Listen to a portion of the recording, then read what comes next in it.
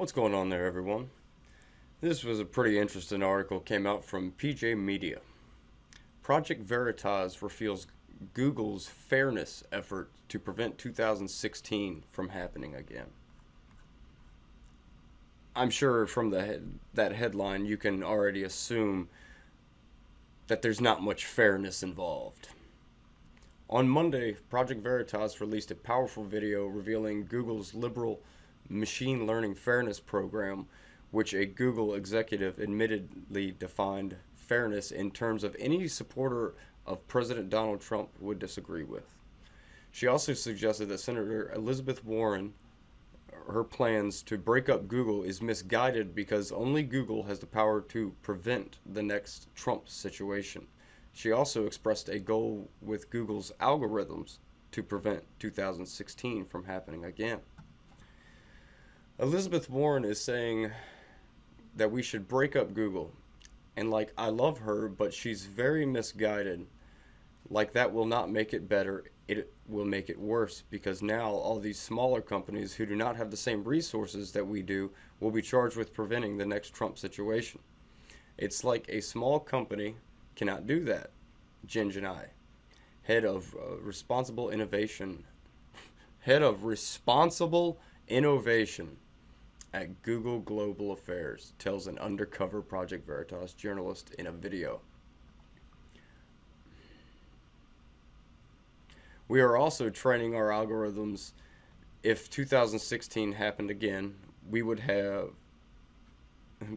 the outcome be different? She further asked. 2020 certainly on top of my old organization, trust and safety, top of mind.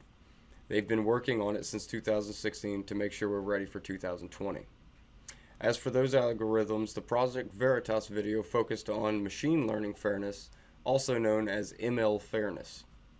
Janai admits that her definition of fairness cuts against the way Trump supporters would understand the term.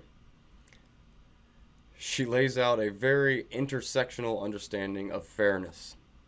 Whenever you're trying to come up with a definition for the word fairness, obviously the actual definition of fairness is no longer part of the picture.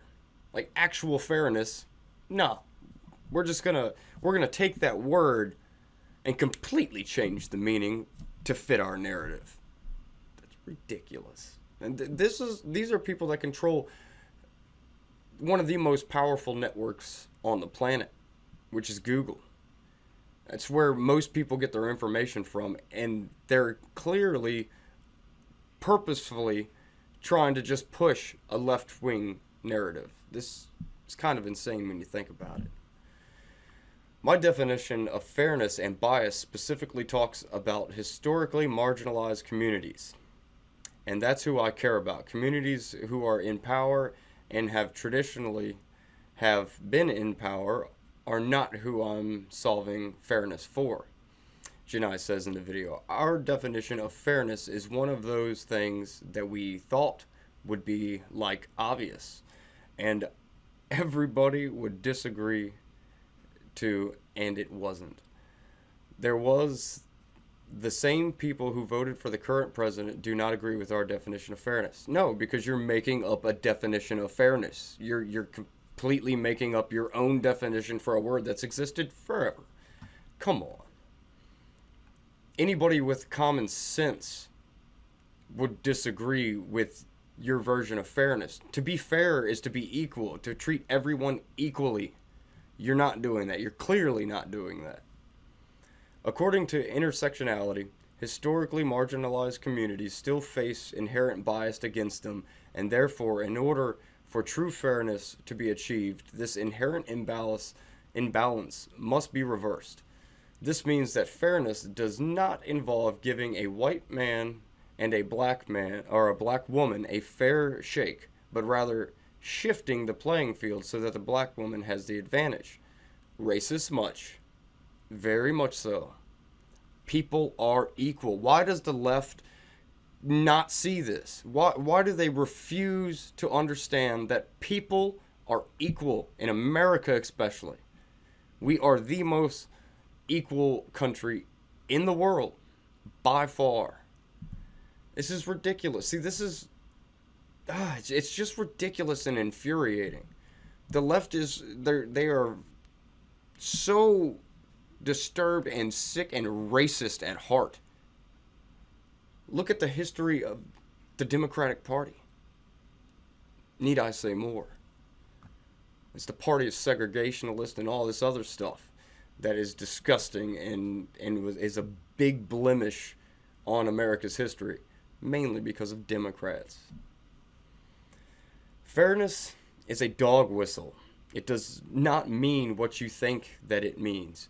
And you have to apply doublethink in order to understand what they're actually saying. A Google insider told Project Veritas' James O'Keefe. What they're really saying about fairness is that they have to manipulate their search results to give them the political agenda they want, and so that they have to rebias their algorithms. As for that rebiasing, it is also explicitly involves news, according to Project Veritas. That's frightening. They're manipulating what the people see. This is very dystopian. This is not good. We are on a very bad trajectory if we do not reel these companies in. And I've stated it before, I do not care for much government regulation, but when it comes to these duopolies and these tech oligarchies, they need to be reeled in because they're dangerous. They're becoming more and more dangerous. They are manipulating people in such a way it needs to be changed. Something really needs to happen. Really needs to happen. Where was I at? It includes news. The video shows leaked documents calling for Google to establish a single point of truth for news. An admittedly unscientific PJ Media study found that 96% of Google search results for Trump news came from liberal sources. We have gotten accusations around fairness is that we're unfair to conservatives because we're choosing what we define as credible news sources. And those sources don't necessarily overlap with conservative sources. So we're getting accusations of fair from one side, Janae admits in the video.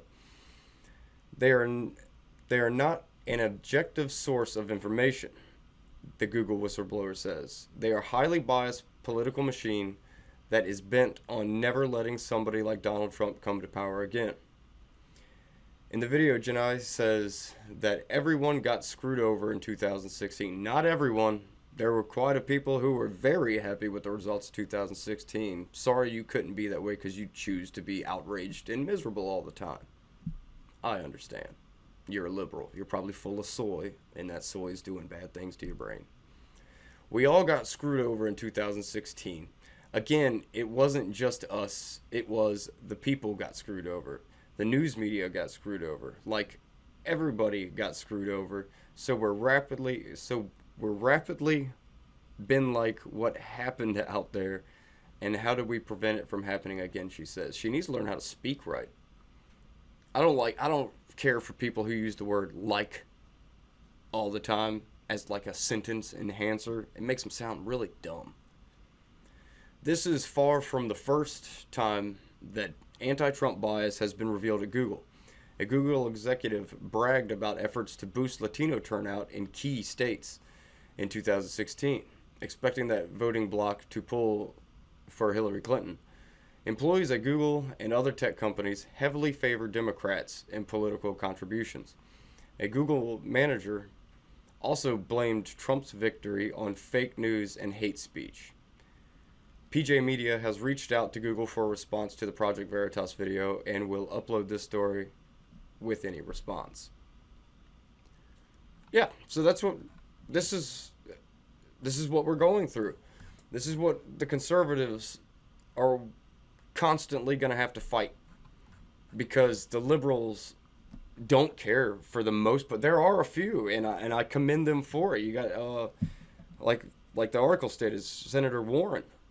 I don't agree with her on just about anything, but I have to give her credit where credit's due. And yes, she is right. She is seeing the dangers of these big tech companies. And there's a few others that have mentioned it.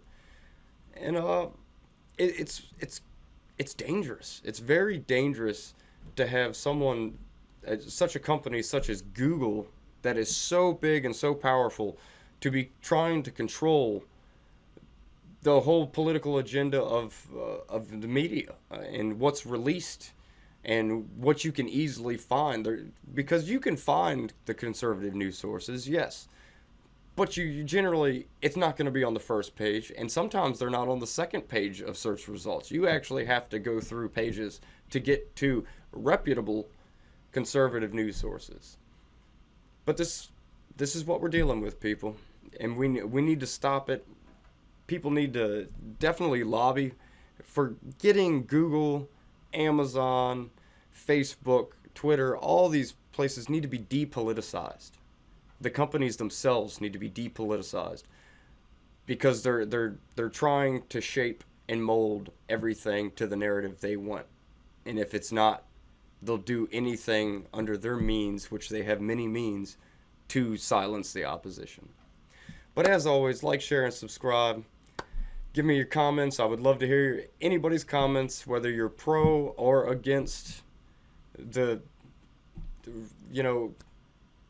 whether you're for Google's position or whether you're for government regulation to make sure that Google keeps their dirty little paws off of American politics. But as always, I will catch y'all on the flip side. Y'all take care.